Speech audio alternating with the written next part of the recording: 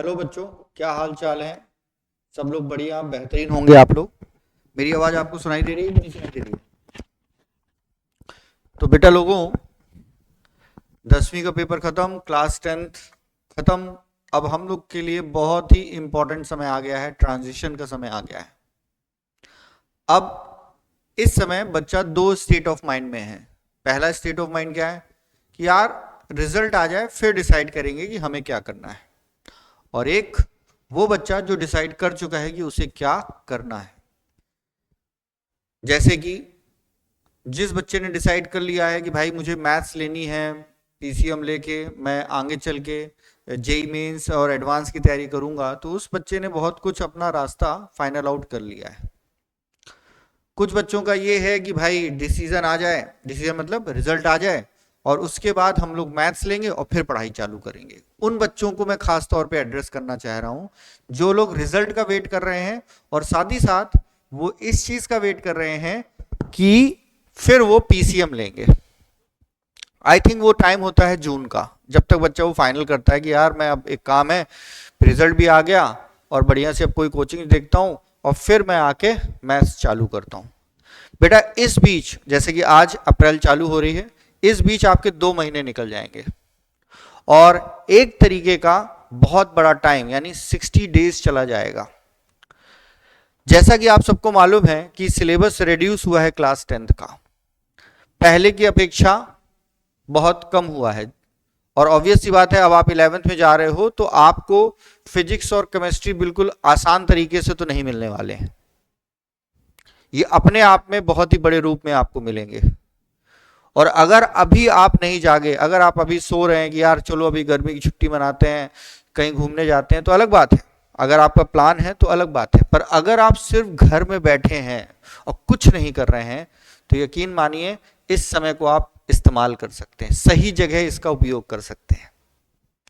इसीलिए मैं उन बच्चों के लिए यहां पे आया हूं जो क्लास 11th में मैथ्स लेना चाहते हैं और घर में बैठे हैं और रिजल्ट का वेट कर रहे हैं।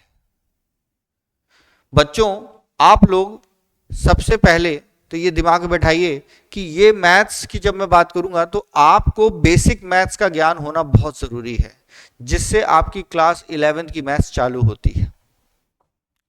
और यहां मैं आपके साथ एक नया कोर्स, बिगिनर कोर्स इंट्रोड्यूस करने वाला हूं, जिसमें मैं आपके साथ ये बताऊंगा कि वो सारे टॉपिक कवर करूंगा जो कायदे से देखा जाए तो आपने 9th-10th में नहीं पढ़ा है। आईसीएससी के बच्चों ने हालांकि पढ़ा है थोड़ा बहुत वो भी, पर सीबीएसई के बच्चों ने बिल्कुल नहीं पढ़ा है। और जब वो 11th में जाते हैं तो उनके लिए थोड़ा नया सा हो जाता है।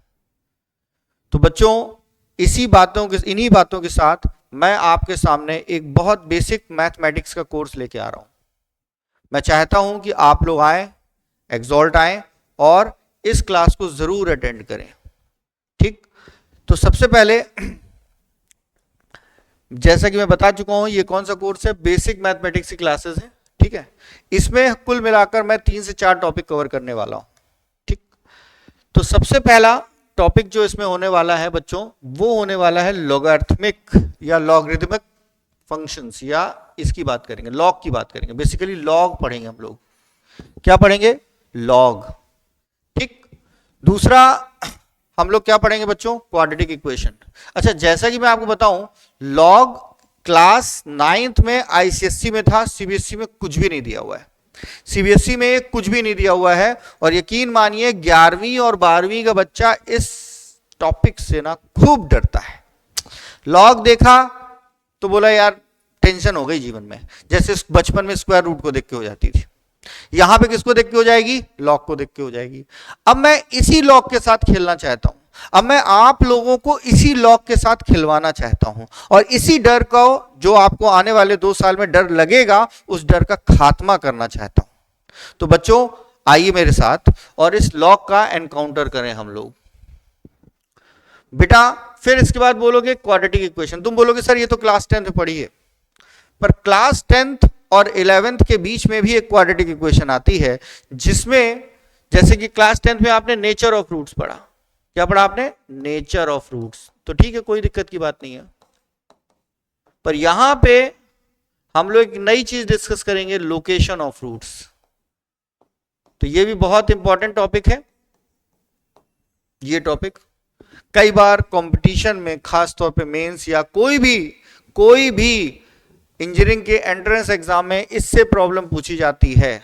अब ये नहीं कहना मैं तो 11वीं एनसीईआरटी ही पढ़ूंगा, बेटा स्कूल में तो पास हो जाओगे, कोई दिक्कत नहीं है। मैं भी आपको शाम के टाइम एनसीईआरटी कवर कराऊंगा, परंतु किंतु बंधु बेसिक मैथमेटिक्स जरूर अच्छी होनी चाहिए, ठीक है। नहीं तो टीचर आपसे यही बोलेगा, यार ये तो तुमने पढ़ा था 9th-10th में, अब समझ में नहीं आता कि 9th-10th तो पढ़ ली पर ये कहां आया था, ठीक। तो इन सारी प्रॉब्लम से आप बच के रहो। ये लीनियर इनइक्वालिटी है, ये हालांकि क्लास 11th में एनसीईआरटी में दिया हुआ है ना, इसको अपन उसमें भी कवर करेंगे। हालांकि तब तक वो टाइम ही आ जाएगा कि अपन का मेन बैच चालू ही हो जाएगा, और इसी तरीके से सेट थ्योरी भी है, ये क्लास 11th के बेसिक मैथ्स में आ जाएगा, ठीक। इसमें बेसिकली हम लोग ये देखेंगे ब्रैकेट्स वगैरह का यूज कैसे करना है, इंटरवल्स के बारे में जानना है, इन सारी इंफॉर्मेशंस को लेके हम लोग डिस्कस करेंगे। तो बच्चों ये बेसिक मैथमेटिक्स का बैच मैं चालू करने वाला हूं। मैं चाहता हूं कि आप लोग ज्यादा से ज्यादा लोग इस बैच में ऐड हों और ज्यादा से ज्यादा अपने दोस्तों को बुलाएं, ताकि मैथ्स पढ़ाने में मेरे को मजा आए और आपको मेरे से ज्यादा पढ़ने में मजा आए, ठीक। सो बच्चों, good bye and please share this video with your friends, with your colleagues, with your relatives. Thank you.